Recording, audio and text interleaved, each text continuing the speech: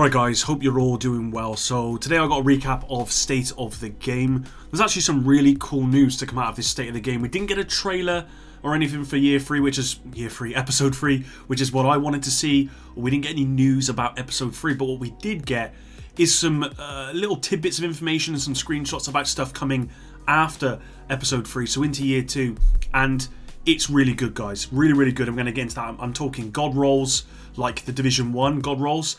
They're basically coming back. Also some stuff on UI changes, which is going to make it much easier to see what is or is not a god roll, essentially, among other things. So if you enjoy this one, drop a like. If you don't, drop a dislike. Subscribe if you're new. And let's just get straight into this one. As usual, I got my notes in front of me here that I wrote down, and I'm just simply going to go straight through them here. So today we had Hamish and Drew. They confirmed that today was the last episode of State of the Game until the New Year's, and they're actually going to be coming back on January 8th, so about 4 weeks time essentially. They confirmed TU 6.1 deployed yesterday. As you guys have, if you've been watching any of my videos, you'll probably know I did a hardcore kind of video yesterday. I'm still playing hardcore mode, still quite enjoying it. Let me know what you guys think of TU 6.1 at the moment. If you're playing hardcore, what do you think of that mode at the moment?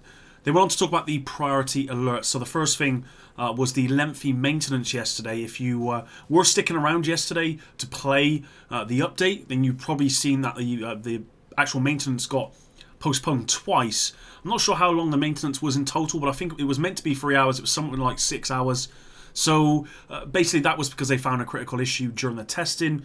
They haven't confirmed what that is, but they did want to say that they apologise for the delay, and with that, they are giving away 3 additional Silent Night keys, and these are live right now. So if you log into the Division 2 right now, you will see a UI in the top right hand corner basically saying, we apologise, here's 3 more keys, and you can use those, and that's towards the new apparel event. So I'll be honest, that's pretty cool. I thought they would just apologise and leave it at that, but they've given us some stuff along with that, and I just think that's really cool, and I think the community is really going to appreciate that.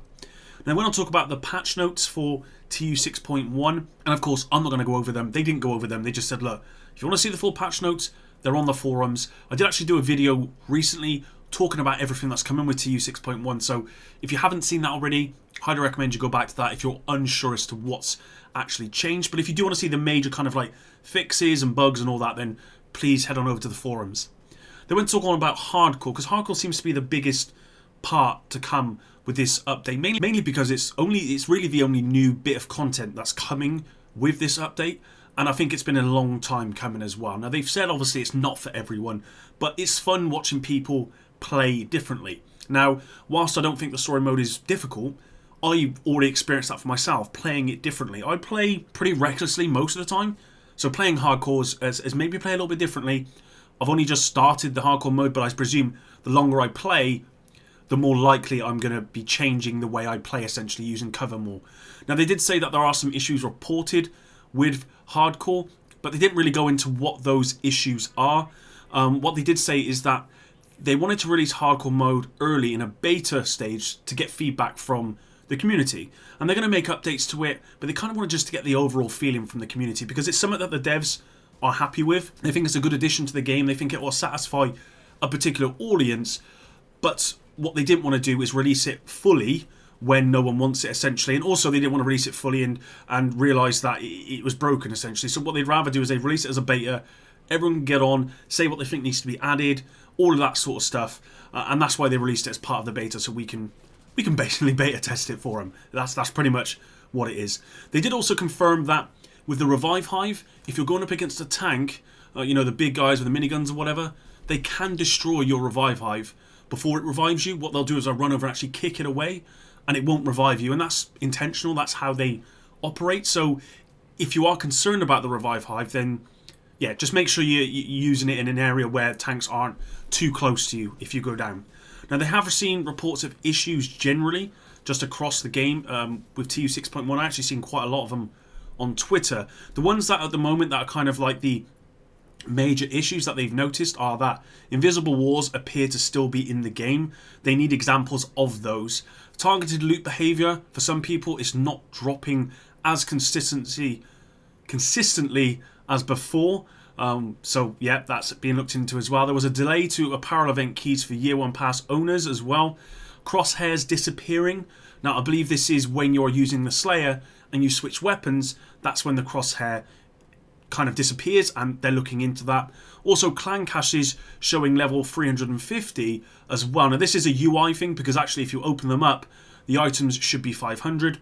And then lastly, Cassie and other vendors not actually having any inventory at all. So those are kind of like the major issues to kind of be reported. If you've got any more, guys, head on over to the forums and just put them in there, and they'll look into them as much as possible. They want to talk about the Slayer, and they recognise that the new weapon, it is trash, but that's kind of the point. It's not meant to be serious, it's just a bit of fun. I actually got mine today. I've been using it. It is absolute trash, but it looks cool, and it's quite fun actually just trying to use this weapon in like hardcore mode or something. It's almost impossible, I've got to admit, especially if you're playing solo, but it's a bit of fun. It wasn't meant to be this serious thing, and for anyone who believes it should be that, then yeah, I don't really know what to say. I mean, it was obviously going to just be, a joke essentially. Now, moving on from that, they did confirm that any vanity earned in hardcore goes over to normal mode.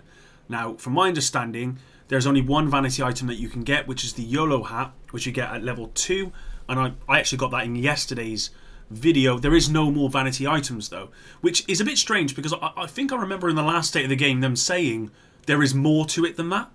But what they have confirmed, and this is in the Q&A which will come up shortly, is that you'll get one vanity item and then some commendations from hardcore mode. And the vanity item is kind of just a, hey, thanks for actually playing this mode.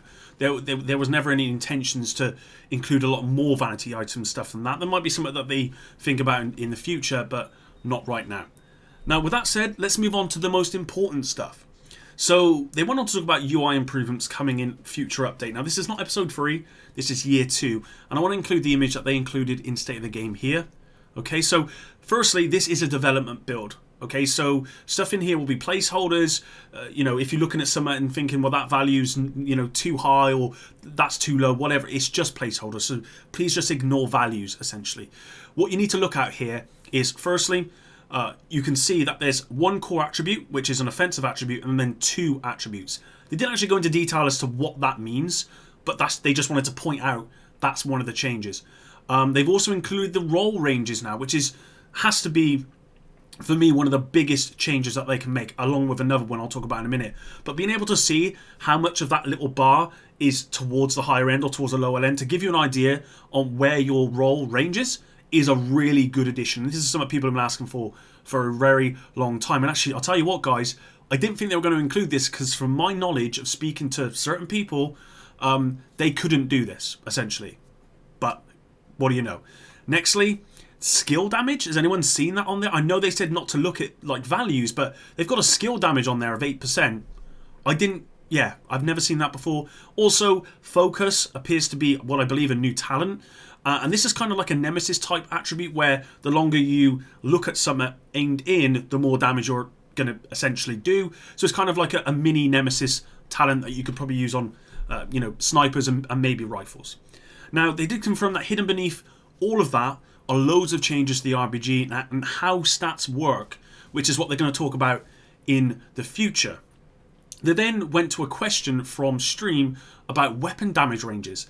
Now, they confirmed that weapons have changed, or will be changing, but they didn't say whether weapon damage ranges are going to be in there. I assume they're going to be. They didn't want to give too much away. They basically said, we're going to have another stream with Frederick Thylander, the kind of the weapons guy, whatever, and they'll go in more details about that. But what I presume is that we are going to get weapon damage ranges, which is, again, really, really cool as well. They did then include another screenshot as well, just to kind of give you a bit more information around the UI stuff. What you'll notice is, firstly, composure on a chest piece, which is new. They confirm that armor is a flat value as well. You'll also see that the max roll on the attributes there is highlighted in orange, so you can see which has actually got the max roll. And then they went on to talk about the stat budget system, and not in too many words, but basically what they said is god rolls are going to be coming back. That's what they said. Okay, all rolls will be able to go to max. Okay, because Hamish basically said at the moment, due to how the stat budget works, you can have some roll really high, and if that rolls really high, then the rest of the stuff rolls really low, right? That's how the stats budget works. Well, they said God rolls are coming back in year 2. So they also confirmed that everything will be able to go to max. Okay, so that's really, really cool. And then they said they're going to talk about recalibration in the future. They're going to have more about that as well, and that'll be coming in January and there on in. And really, overall, guys, I've got to admit, that last bit of that last segment there, these are really exciting changes that are going to be coming after TU3. And I said this in a video I did recently where I said year 2 and year 3 for the Division 2, it's looking like it's going to be a good thing. And just this information alone, I already know that the devs know what we want and what we've been asking for, and they are working their asses off, essentially, to get it that way. They've said before that the stat budget system, whilst it made sense to them, it hasn't worked as intended, and they are potentially looking at changing how that works. So maybe we're going to get something similar to the Division 1, which worked perfectly in my opinion.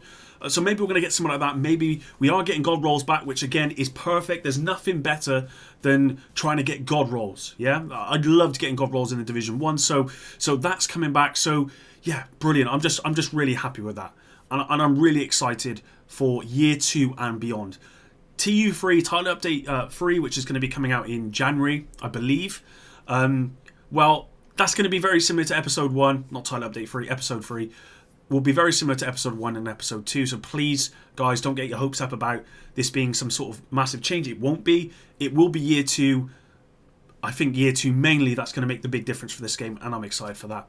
They did include a dev Q&A in the state of the game, but I don't think there's any point me actually showing it in this video because it wasn't that long. It didn't answer a whole lot of questions that I believe anyone's really asking. They asked about using Revive Hive in hardcore, which you can use, and that was, I believe that was really about it. So that's it for today's video. Hopefully you enjoyed this one. Again, if you did, drop a like. If you didn't, drop a dislike. Subscribe if you're new, and until the next one, Epic out.